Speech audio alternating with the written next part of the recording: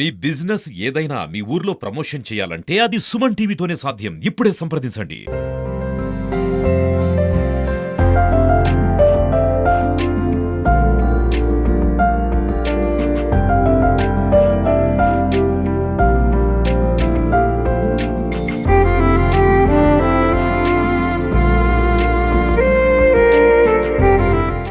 Welcome to Suman TV. This is Satyam Prasad. పువ్వు పుట్టగానే పరిమళిస్తుంది అన్న విషయం అందరికీ తెలిసిందే. సమాజ సేవకు మారు పేరు మదర్ తెరీసా. అదే కోవకు చెందిన వారు నేడు సమాజంలో చాలా అరుదుగా కనిపిస్తూ ఉంటారు.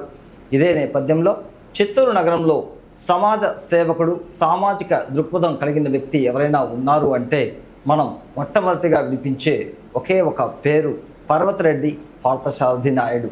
చిత్తూరు నగరాన్ని చెంది పలు పదవులు అలంకరించి ఎంతోమంది పేదలకు, అనారోగ్యం కలిగిన వారికి ఆపన్న హస్తం అందిస్తూ తనదైన శైలిలో సామాజిక సేవా దృక్పథంతో ముందుకు తీసుకువెళ్తున్న వ్యక్తి పర్వతరెడ్డి పార్థసారథి నాయుడు.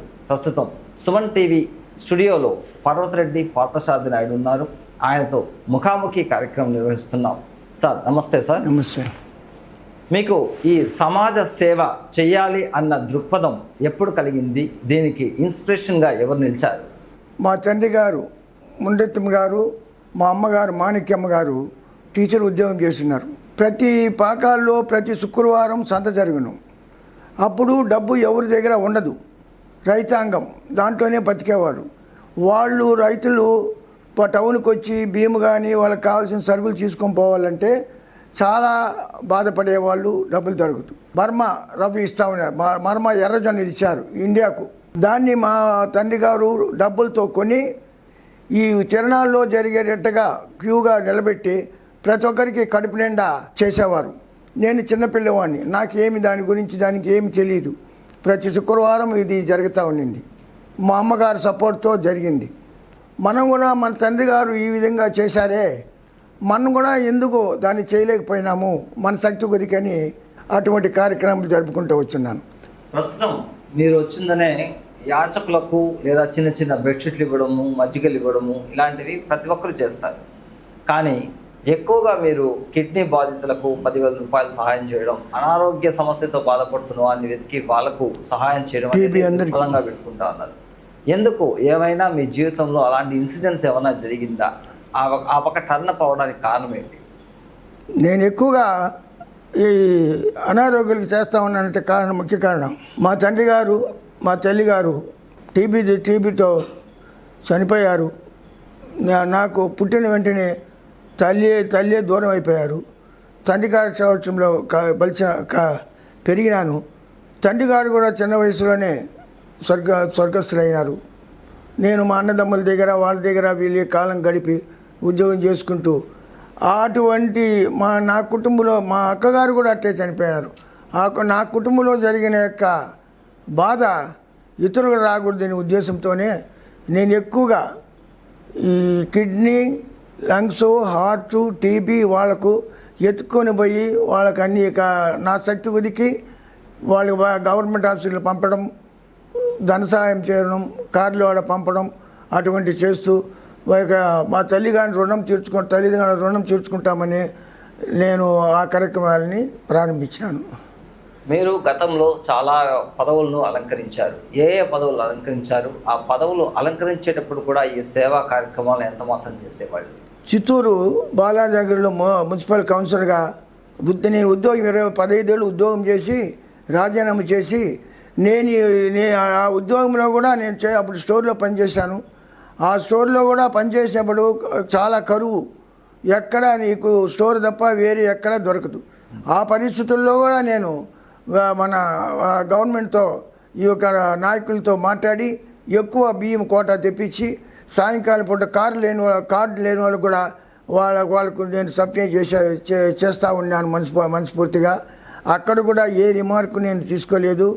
ఆ తర్వాత ఇది యోచన చేసి పనిచేసినాక మనం ఇంకా చాలా వరకు సర్వీస్ చేయాలా, చాలా వరకు ఉద్దేశంతో రాజీనామా చేసి నేను ఎలక్షన్ నిలబడి అఖండ దీంతో గెలిచాను.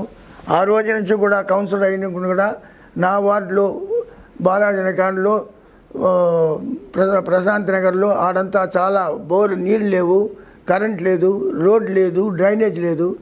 ఆ పరిస్థితుల్లోనే నేను చైర్మన్తో కూడా మీరు ఎవరికి ఎవరికి ఏమి చేసినా కూడా నా వార్డులో చేయాలని నేను పట్టుగా నిలదీసి ఎవరి దగ్గర నేను అమ్ముడుపోకుండా నేను కొట్టిన తర్వాత జ్యోతినాథ్ అనే చైర్మన్ ఈయన అడిగేది న్యాయ సంబంధంగా ఉంది అనే ఉద్దేశంతో నాకు కూడా చాలా సహకారం చేశారు. నా వార్డుకి చాలా వరకు ఇంటికి అప్పుడు ఇంటి కొలాయిలు లేవు, రోడ్డు కొలాయిలు పెట్టినాము, కరెంట్ ఇచ్చినాము, డ్రైనేజ్ పెట్టి నేను నా యొక్క వృత్తిని న్యాయం చేశాను. అదేవిధంగా టౌన్ బ్యాంక్ డైరెక్టర్గా 2 మాటలు ఉన్నాను. అక్కడ టాటలో కూడా అప్పుడు లోన్లు ఎక్కడ ఏ బ్యాంకులు ఉండవు, ఒక టౌన్ బ్యాంక్ ఒకటే ఉన్ను. లోన్ బంగారు పెట్టి లోన్ రావాలంటే కుదరదు, రోజుకి ఎంతమందే ఇస్తారు. అప్పుడు కూడా నేను ఆ బ్యాంకులో ముందు కూర్చొని ఈ పేదోళ్ళు విలేజ్ నుంచి మొత్తం వచ్చారు, ప్రతి ఒక్కరు టౌన్ బ్యాంకే వస్తారు. వాళ్ళకి ముందు నేను ప్రిఫరెన్స్ ఇచ్చి మా కార్యవర్గానికి ప్రెసిడెంట్కి ఒప్పించి వాళ్ళకు కూడా నా వల్ల సహాయము నేను అక్కడ కూడా పాటుపడినాను. అక్కడ కూడా ఏలాంటి రిమార్క్ తీసుకోలేదు. ఆ తర్వాత సింగిల్ విండో డైరెక్టర్గా ఉన్నాను. అక్కడ ట్రాక్టర్స్ గవర్నమెంట్ అలాట్ చేసి ఉన్నారు. అక్కడ విలేజ్లో ఎవరు రైతు బాగా పనిచేస్తారో అతను బీదోడైనా కూడా అతనికి నేను రికమెండ్ చేసి అనుపల్లిలో వాళ్ళకు కూడా ట్రాక్టర్ కూడా ఇచ్చేటకు రికమెండ్ చేసి వాళ్ళకు ట్రాక్టర్ ఇప్పించాను. లయన్స్ క్లబ్లో డైరెక్టర్ అయినాను. ఆ లయన్స్ క్లబ్లో చేసే కార్యక్రమాల్లో పాలు పంచుకుంటూ అక్కడ కూడా వాళ్ళకు సహకరిస్తూ ఇంకా కొన్ని కార్యక్రమాలు లయన్స్ ద్వారా అనేక రకాలుగా మెడికల్గా అనేక రకాల క్యాంపులు పెట్టి అక్కడ వాళ్ళని ఉత్సాహపరిచి వాళ్ళని కూడా ఈ కార్యక్రమాల్లో పాల్పొందిగా చేసి అక్కడ కొన్ని చేశాను. పీవీకేని కాలేజీలో ఒక కమిటీలో వేసినారు. ఎమ్మెల్యే, కలెక్టరు, ప్రిన్సిపాల్ నన్ను వేసినారు. వాళ్ళ ల్యాండ్ ఓనర్ వెంకటకృష్ణనాయుడు కొరకు ఉన్న ఆ కమిటీకి వేశారు. ఆడ కూడా ఆ పిల్లల్లో ఎవరో బాగా చదివే పిల్లలకు సహాయం చేస్తామని వాళ్ళకు మాట ఇచ్చాను. కొందరు సహాయం చేశాను. ఈ సేవా కార్యక్రమాలు అనేది ఎప్పుడు మొదలుపెట్టారు, ఎన్ని సంవత్సరాలుగా చేస్తున్నారు? ఇప్పటి వరకు పలువురు ప్రముఖులు మిమ్మల్ని సన్మానించున్నారు, ఎన్నో అవార్డులు రివార్డులు కూడా మీకు వచ్చింది. మరి అంత పెద్ద ప్రముఖుల దగ్గర మీరు తీసుకున్నప్పుడు మీ అభిప్రాయం ఎలా ఉంది? నేను అనేక 20 ఏళ్ళుగా ఈ కార్యక్రమాలను మనస్ఫూర్తిగా నా సొంత నిధులతోనే ఒకరు ఇచ్చినా కూడా నేను ముట్టుకోను. నా శక్తి కొద్దికి చేసుకుంటా వస్తాను. దాన్ని గుర్తించి కలెక్టర్లు సన్మానం చేశారు, రాజకీయ నాయకులు సన్మానం చేసినారు, కవులు సన్మానించారు, రచయిత సంఘం వాళ్ళు అనేక కార్యక్రమాలు చేశాను. రచయిత సంఘానికి స్పీకర్ సెట్ ఇచ్చాను. లైబ్రరీలకి పుస్తకాలు ఇచ్చినాను. లైబ్రరీలో వచ్చే వాళ్ళు డిసైడ్ చేసిన పిల్లలకి వాళ్ళకు ప్రజెంటేషన్గా నేను ఆర్డీఓ గారు కూడా పెట్టి వాళ్ళకు కూడా వాళ్ళ ముందర పెట్టి వాళ్ళకు పిల్లలకు ఒక సహాయం చేశాను. రకరకాలుగా చేస్తున్నాను. ఇవన్నీ ఏమి చేసినా ఇంకా కొరతగానే అనిపిస్తుంది. నా మనసు కొరతనే అనిపిస్తుంది. ఇంకా నాకు భగవంతుడు 84లో ఇంకా కొంత భగవంతుడు ఎన్ని కార్యక్రమాలు చేయని ప్రాప్తి ఉంటారు, అన్ని కార్యక్రమాలు తప్పకుండా ఇట్లా ప్రసాదటువంటి వాళ్ళని ముందర పెట్టుకొని చేయలేని ఆశపడుతున్నాను. ఇప్పటి వరకు మీరు చేసిన సేవా కార్యక్రమాలన్నీ ఎంతవరకు ఖర్చు పెట్టుంటారు? ఈ డబ్బు మీకు రావడానికి వెనకాల ఎక్కడ సోర్సెస్ ఉన్నాయి? అంటే మీ తల్లిదండ్రులు ఇచ్చిన ఆస్తి, లేదా మీ కుటుంబ సభ్యులు సహాయం చేస్తున్నారా, లేదా ఇప్పటికి ఈ వయసులో కూడా మీరేమన్నా సొంతంగా కష్టపడుతున్నారా? 1951లో మా అమ్మగారు మా తాత వాళ్ళ దృక్పథం చేశాను. మా తాతగారు మా అవ్వగారు కూడా మనేగారులుగా ఉండి వాళ్ళు చాలా సేవ చేశారు. ఆ దృక్పథంతో నేను చేస్తాను. నాకు ధనం ఎట్లా వస్తా అంటే నాకు మాడి తోట ఉంది, టెంకాయ తోట ఉంది, బాడిగలు వస్తూ ఉండింది. నేను మా భార్య చాలా నాకు సపోర్ట్గా ఉండి ఆయమ్మ నాకు భార్యగాను దేవతగాను నాకు తోడు నీడుగా ఉండి నా బిడ్డల సహకారంతో నేను కూడా ఈ కార్యక్రమాలను చేస్తున్నాను. వాళ్ళు కూడా ఏనాడు కూడా నన్ను ఏనాడు తొందర పెట్టలేదు. కావాలంటే వాళ్ళు కూడా నేను ఏదైనా కోరితే వాళ్ళు నాకు ఇచ్చి మా నాయన ఇష్టం ఆయన ఏమైనా చేసుకొని ఆయన చేసుకుంటే దాంట్లో తృప్తి పడతాడని చెప్పి నాకు 2 కొడుకులు నా కూతురు కూడా నాకు ఉత్సాహాన్ని కలిగించి మా తల్లిదండ్రుల భగవంతుని ఆశీస్సులు నాకు మన ఊరికి కుటుంబానికి ప్రతి ఒక్కరు బాగుండాలని కోరుకుంటూ ముఖ్యంగా ఈ పిల్లల్ని గవర్నమెంటు ఈ యొక్క వీడియోలు చూసి చాలా బాధ చెడిపోతున్నారు. ప్రతి ఇంట్లోనే పిల్లలకు మార్గదర్శక అలవాటు పడిపోయినారు. ఒక్క స్పీడ్గా పోయి ఎన్నో యాక్సిడెంట్ చేసి కుటుంబానికి దిక్కు లేకుండా చేస్తూ ఉంటారు. ఇది ముఖ్యంగా దీనికంతా పెద్ద మంది చేసి గవర్నమెంట్ కానీ రాజకీయులు కానీ ఈ యొక్క విద్యావేత్తలు కానీ దానికి ఎదుగా మంచి మార్గము చూపిస్తారని దైవకృప జరగాల. మీ జీవిత చరిత్రలకు ఆధారం చేసుకొని ఒక పుస్తకం కూడా విడుదలైంది. ఎవరు రచించారు? మీరు ఏ విధంగా అభిప్రాయపడుతున్నారు? నా లైఫ్ గురించి మర్రిపూడి దేవేంద్ర గారు అనేవారు నా జీవిత చరిత్ర రాశారు. కొద్ది రాశారు, ఇంకా చాలా పుటలు రాయాలని నీ గురించి ఎంత రాసినా తీరదన్నారు. నాకు ఇచ్చిన మెమెంటోలు, నాకు ఇచ్చిన బిరుదులు, నా ఇల్లు మొత్తం నిండిపోయిన, ఇంట్లో కూడా జాగాలేదు నాకు. అవన్నీ కూడా నాకు ఒక మనసు తృప్తి కలిగినా కూడా మనము ఇంకా ఏమన్నా చేయాలా సేవ, ఇంకా ఏమన్నా శక్తి గురికి దేవుడి శక్తి గురికి చేయాలనే కోరుకుంటుందే కానీ తృప్తిపడి డాక్టరేట్ ఇచ్చినా కూడా బెంగళూరులో ఇచ్చినా కూడా నేను అది అక్కడ కూడా అదే మాట చెప్పాను. నాకు మీరు ఇచ్చింది చాలా సంతోషం, కానీ ఇది మీరు ఈనాడు నాకు ఇది ఇస్తూ ఉండారంటే ఇది నాకు కాదు ఇచ్చేది, నా వయసుకు నేను చేసే సేవకు ఇచ్చారు. దాని గుర్తింపుగా నేను ఎక్కడా రాను బయటలో, నాకు ఎన్నో దాంట్లో కూడా రాకపోతే మీరు పిలిచి వచ్చిన దాన్ని తీసుకున్నాను, మీకు ధన్యవాదాలు కూడా అర్పించినాను. ఇటువంటి ముఖ్య కారణం ఆ పనులు చేస్తున్నాను. ఇప్పుడు పాఠశాలలు తెరిచిన వేళ తల్లిదండ్రులు లేని అనాథ పిల్లలకు మీరు 10,000 రూపాయలు ఇవ్వడం కావచ్చు, లేదా బట్టలు ఇవ్వడము, వాళ్ళకి కావాల్సిన సౌకర్యాలు ఏర్పాటు చేస్తాను కూడా ఒక అనౌన్స్మెంట్ చేస్తున్నారు.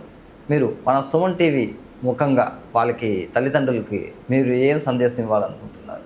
నాకు చాలా ముఖ్యమైన కోరిక ఏమిటంటే తల్లి తండ్రి లేకన్నా పెరిగిన వాడిని, చాలా కష్టాల్లో పెరిగిన వాడిని, కష్టం తెలిసిన వాడిని, తల్లిదండ్రులు లేకపోతే ఎంత బాధపడతారని ఆ కష్టం తెలిసిన వాడిని, ఆ కష్టం తెలిసే నేను భవిష్యత్తులో అనాథ బిడ్డలకి, తల్లిదండ్రులు లేని బిడ్డలకు వాళ్ళకు బట్టలు కానివ్వండి, డబ్బు కానివ్వండి, చదువుకు ఇది కానివ్వండి, చాలామంది గ్రాడ్యుయేట్ పిల్లలకు, ఫస్ట్ వచ్చిన పిల్లలకు నేను సాలువ కప్పి మర్యాద చేసి వాళ్ళకి 10,000 రూపాయలు ఇచ్చి ప్రోత్సహించాను. అదే విధంగా చాలా స్కూల్స్కి ఇచ్చాను. ఇంకా కూడా అటువంటి తల్లిదండ్రులు లేని బిడ్డలకి ఈనాడు కూడా ప్రసాద్ గారికి ఒక మాట చెప్పాను తెల్లారి, ఎక్కడన్నా ఒక స్కూల్ ఎత్తుకొని సార్ వాళ్ళకి తల్లి కానీ తండ్రి కానీ లేని వాళ్ళకి కూడా వాళ్ళకి ఏమి ఇప్పుడు అవసరమో దాన్ని కూడా నేను తీర్చేందుకు రెడీగా ఉండాలని కూడా ఈరోజు తెల్లారి మాట ఇచ్చినాను. కారణం ఏమంటే దానికి ముఖ్య కారణం ఏంటంటే నేను తల్లిదండ్రి లేకన్నా బతికిన పిల్లని బిడ్డ, ఈ నాకు బిడ్డలు, నా భార్య అందరూ ఇప్పుడు బాగున్నాం. వాళ్ళ ఆశీస్సులతో మేము బాగుండేప్పుడు అదే మాది పిల్లలకు చిరు సహాయం, నా సహాయం, నేను గవర్నమెంట్గా కాదు, నాకు ఫ్యాక్టరీ లేవు, ఏమి పెద్ద స్థిరాస్తులు లేవు, నాకుండేదంటూ కూడా వేడబట్టి వాళ్ళకు నేను చేయలేని ఆ కోరికతో ఇంకా ఉండాను, చేస్తాను. మీరు ఎన్నో సేవా కార్యక్రమాలు చేస్తూ ఉన్నారు. మీలాగా మిమ్మల్ని ఆదర్శంగా తీసుకుని ఇప్పటికే చిత్తూరు నగరంలో పలువురు చిన్న సహాయార్థం సేవా కార్యక్రమాలు కూడా చేస్తూ ఉన్నారు. మరి భవిష్యత్తులో అలాంటి ఎదగాలి అనుకున్న వారికి మీరు ఇచ్చే సందేశం ఏంటి?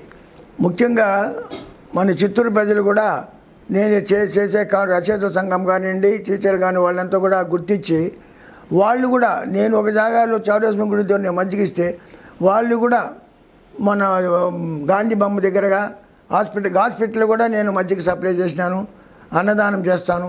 అదే విధంగా అనేక జాగాల్లో మన చిత్తూరులో కూడా కలిగిన వాళ్ళు ఈ యొక్క మజ్జిగ సలిమింద్రాలు పెట్టి నీళ్లు సప్లై చేసి ఆదర్శంగా నిలిచినారు.